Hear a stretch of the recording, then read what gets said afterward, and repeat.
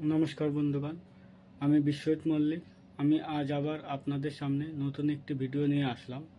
আজ আমি আপনাদেরকে শোনাবো শ্রীমদ্ ভগবদ্ গীতার বিষাদ যোগের 10 এবং 11 নম্বর শ্লোক, তার ব্যাখ্যা, তাৎপর্য এবং আলোচনা। তো সবার কাছে এটাই বলবো, আপনারা ভিডিওটি শেষ পর্যন্ত দেখবেন। এটা আমি আপনাদেরকে যতটা সুন্দরভাবে, ততটা ভালোভাবে বোঝানো যায় বা আপনাদের সামনে প্রকাশ করা যায় সেটা করব। আপনারাও পুরোটা দেখুন এবং নিজের মতামত সেটা কমেন্ট বক্সে জানান, কেমন লেগেছে, কেমন লাগলো। তো শুরু করছি 10 এবং 11 নম্বর শ্লোক। শ্লোক নম্বর 10 ও 11। অপর্যাপ্তং তদস্মাকং বলং ভীষ্মাভিরক্ষিতম পর্যাপ্তং তিদমেতাসাং বলং ভীমাভিরক্ষিতম অয়নেষু চ সর্বেষু যথাভাগম বস্তিতাঃ ভীষ্ম মে বাভিরক্ষন্তু ভবন্তু সর্ব এব হি। অনুবাদ: আমাদের সৈন্যবল অপরিমিত এবং আমরা পিতামহ ভীষ্মের দ্বারা পূর্ণরূপে সুরক্ষিত, কিন্তু ভীমের দ্বারা সতর্কভাবে সুরক্ষিত পাণ্ডবদের শক্তি সীমিত। এখন আপনারা সকল সেনা ব্যূহের প্রবেশপথে নিজ নিজ গুরুত্বপূর্ণ স্থান স্থিত হয়ে পিতামহ ভীষ্মকে সর্বতোভাবে সাহায্য প্রদান করুন। তাৎপর্য: এখানে দুর্যোধন পাণ্ডব পক্ষ ও কৌরব পক্ষের সামরিক শক্তির তুলনা করেছে।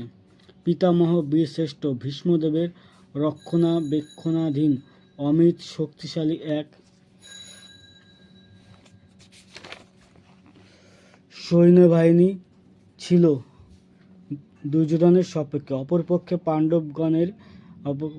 অপরপক্ষে পাণ্ডবদের সৈন্যবাহিনী ছিল সীমিত এবং তার সেনাপতি ছিলেন ভীমসেন, যার শৌর্যবীর্য ও সৈন্য পরিচালনার ক্ষমতা পিতামহ ভীষ্মদেবের তুলনায় ছিল নিতান্তই নগণ্য। দুর্যোধন চিরকালই ভীমের প্রতি ঈর্ষান্বিত ছিল, কারণ সে জানত যে যদি কোনো দিন মরতে হয় তবে ভীমের হাতেই তার মৃত্যু হবে। কিন্তু ভীমের মতো বিচক্ষণ ও দুর্ধর্ষ যোদ্ধা তার পক্ষের সেনাপতি থাকায় সে নিশ্চিতভাবে ধরে নিয়েছিল জয় তার হবেই। দুর্যোধনের প্রতিটি কথাতে বোঝা যাচ্ছে যুদ্ধ জয় সম্বন্ধে তার মনে কোনো সংশয় ছিল না। ভীষ্মের শৌর্যবীর্যের প্রশংসা করার পরে দুর্যোধন বিবেচনা করে দেখল অন্যেরা মনে করতে পারে তাদের শৌর্যবীর্যের গুরুত্ব লাঘব করে হেয় করা হচ্ছে। তাই তার স্বভাবসুলভ কূটনৈতিক চাতুরীর সাহায্যে সেই পরিস্থিতির ভারসাম্য বজায় রাখার জন্য সে উপরোক্ত কথাগুলি বলেছিল। এভাবে সে মনে করিয়ে দিল যে ভীষ্মদেব যতই বড় যোদ্ধাই হন, তিনি বৃদ্ধ হয়ে পড়েছিলেন এবং সব দিক থেকে তাই ভীষ্মদেবকে তাদের সকলেরই রক্ষা করা উচিত। যুদ্ধ করতে করতে যদি তিনি কোনো একদিকে এগিয়ে যান, তাহলে শত্রুপক্ষ তার সুযোগ নিয়ে অন্য দিক থেকে আক্রমণ করতে পারে। তাই অন্য বীর পুঙ্গবেরা যাতে নিজ নিজ স্থানে অধিষ্ঠিত হয়ে শত্রু সৈন্যকে ভেদ করতে না দেয়, তার গুরুত্ব সম্বন্ধে দ্রোণাচার্যকে দুর্যোধন মনে করিয়ে দিয়েছিল। দুর্যোধন স্পষ্টই অনুভব করেছিল যে কুরুক্ষেত্রের যুদ্ধে তার জয়লাভ সম্পূর্ণভাবে নির্ভর করছে ভীষ্মদেবের উপর। দুর্যোধনের দৃঢ় বিশ্বাস ছিল সেই যুদ্ধে ভীষ্মদেব ও দ্রোণাচার্য তাকে সম্পূর্ণভাবে সহযোগিতা করবেন, কারণ সে আগেই দেখেছিল যখন হস্তিনাপুরের রাজসভায় সমস্ত রাজপুরুষের সামনে দ্রৌপদীর বস্ত্রহরণ করা হচ্ছিল, তখন তাদের প্রতি অসহায় দ্রৌপদীর আকুল আবেদনে সাড়া দিয়ে তারা একটু কথাও বলেননি। যদিও দুর্যোধন জানত তার দুই সেনাপতি পাণ্ডবদের বেশ স্নেহ করতেন, কিন্তু তার বিশ্বাস ছিল যে পাশাখেলার নিয়ম অনুসারে তারা যেমন তাদের স্নেহ প্রবণতা বর্জন করেছিলেন, এই যুদ্ধেও তারা তাই করবেন।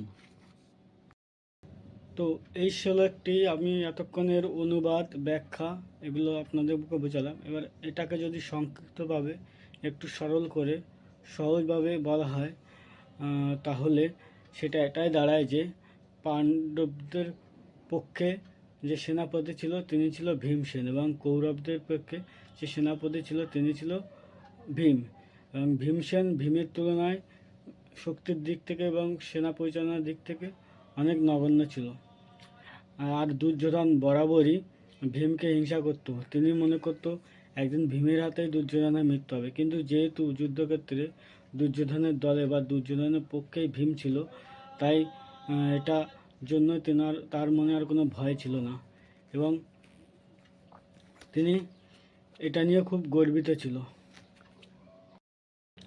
ভীমের শক্তির প্রশংসা করার পর দুর্যোধন ভেবে দেখলো বাকি বীর যোদ্ধাদের যদি কিছু না বলা হয় তাহলে তারা ভাববে তাদেরকে গুরুত্ব দেওয়া হচ্ছে না। তাই তিনি বুদ্ধি করে বাকি বীর যোদ্ধাদের এটাই বললেন, ভীম যতই শক্তিশালী হোক না কেন তিনি একার দ্বারাই সব কিছু করতে পারে না। তিনি যদি যুদ্ধ করতে বিপদে পড়ে তাহলে বাকি যোদ্ধাদেরকেও তাকে সাহায্য করতে হবে, এবং সেই পাশাপাশি প্রত্যেকের নিজের নিজের জায়গায় ঠিক থাকতে হবে, এবং যুদ্ধক্ষেত্রে শত্রুদের পরাস্ত করে আগে এগিয়ে যেতে হবে, যাতে শত্রুপক্ষ তাদের যে সুরক্ষা বল সেটা ভেদ করে ঢুকতে না পারে। এবং এটা তিনি ভীমের পাশাপাশি গুরু দ্রোণাচার্যকেও বুঝিয়ে দিয়েছিল। দুর্যোধন নিশ্চিত ছিল বা ভরসাও ছিল ভীমের উপর, যে এই যুদ্ধে জিততে গেলে ভীমের উপর আমার ভরসা রাখতে হবে, এবং তিনি নিশ্চিত ছিল ভীম এবং দ্রোণাচার্য এরা তাকে সম্পূর্ণরূপে সাহায্য করবে।